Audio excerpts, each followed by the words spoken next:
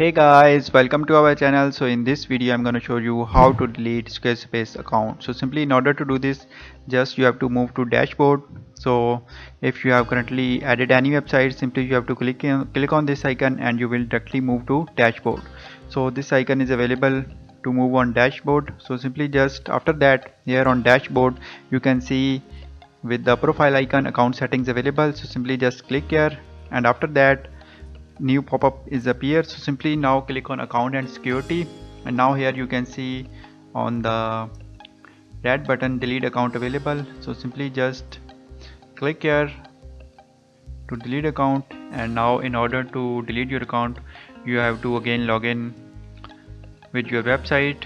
So currently I don't want to delete this, but simply when you click on delete account and again log in to your website, so in this way you can easily delete Squarespace account.